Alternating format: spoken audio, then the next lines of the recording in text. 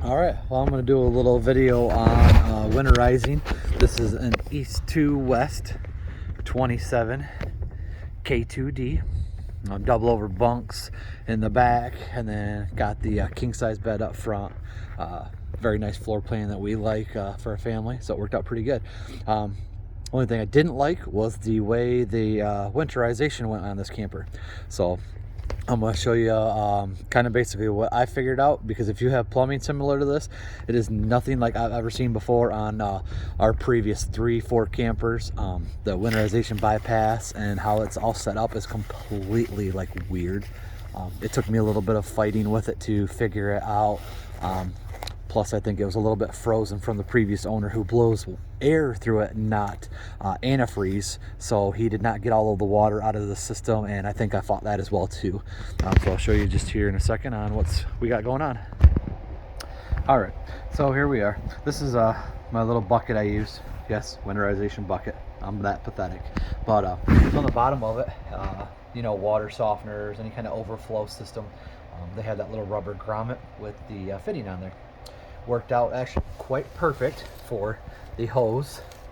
I just slide that on there, get it all set. This I fill up with however many gallons I believe. This camper took 3 gallons, so I put 3 gallons in that. I'm not worried about pulling it out of a bucket, doing this and that. But what I did do on this is the siphon hose. So I'll put this fitting on it. It's a 1/2-inch pipe thread. So same as the camper, 1/2-inch pipe thread. So I put this little 1/2-inch male to male on here. This will go on here, and then this actually goes into the suction line on the camper. Worked out quite perfect. Kind of made a simple little hose that will run inside the camper. The bucket sits inside the camper, so when I get everything all set and bypass, this will actually draw the antifreeze from this bucket, and I can watch my level. If I start getting low, I can put some more antifreeze in it without drawing air into the system. Yes, I'm a little bit OCD about something like that, but that's kind of how I do it here. But we will go in, look at the camper and the winterization bypass system. If you know anything about this whole setup, please inform me a little bit more on what their thinking might be behind it. But so far I don't understand it. I don't care for it. I would like to replumb it, but at this point I know how to work it. I'm not super worried.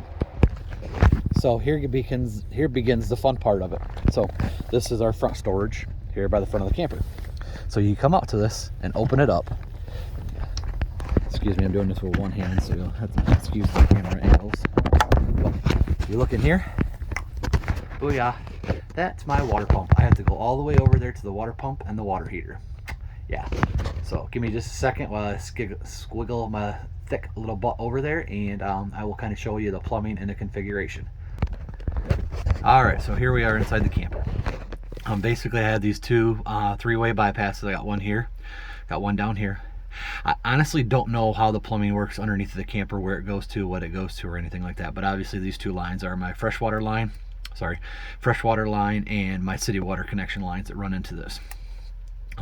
Both are above this shutoff valve, so I basically shut that valve off, or had this one over here. This one's open.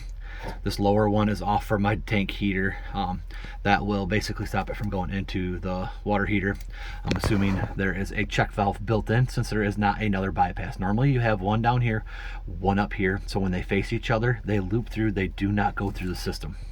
So that's kind of one thing I think it's a bit excessive, totally unnecessary, but that's what I did, and I did get it to work. So when I come over here, I got my pump filter. So on this, we'll see, this is our T over here. There is no bypass, you know, anything here to draw for suction on our bypass hose. So, and that I have leaving back there. So this actually comes back. I just have it laying back here, but it has a plug in it. Let's see if you can see that plug there. That little plug, I actually took that plug out and I disconnected that blue PEX over there and put the plug in there. I did also shut off the overflow or the bottom drain on the tank over there, under there, our freshwater tank. I don't know if it was drawing air from the tank, if there's not a check valve, whatever. So I basically did both of those, not knowing how the system worked, and I got it to work. So if you feel shutting off that valve down below and putting the plug in that up there, not sure why they would put that in there unless that was the reason for it. That way, when you put this hose that's underneath me here in the bucket, it will actually draw suction, because I would think that if that is like that, it is going to draw air out of the tank below. There's nothing there to switch that. But so what I might do is actually buy I actually have a winterization kit, so I'll have to see how I feel about what I want to do to route that to where it's not, I don't have to disconnect that every single time. I just take the plug out, winterize, and go. But this is what I'm talking about. Super weird setup on a 2019 East to West Della Terra K2D. And there's the hole I drilled that goes into a storage compartment up front. Nothing that you'd see inside the camper, but I can draw my line through there. It goes into our master bedroom, and from that point on, I can actually watch the bucket and the level, because otherwise I'm in this little cubby hole as I'm laying here, and I can't see anything because there is no other way to get it. The after years of this one, they actually put the water heater back underneath the bunks, similar to what I'm familiar with. Setup wise, water line comes in here, but all of my water lines come in right there next to this. So I hope this helps you. If, like I said, if you have any idea on what they are thinking with these connections, I'm all ears, man. I don't understand it. I think it's stupid, but this is what I come up with, and this is what I found to work for me. So thanks and enjoy.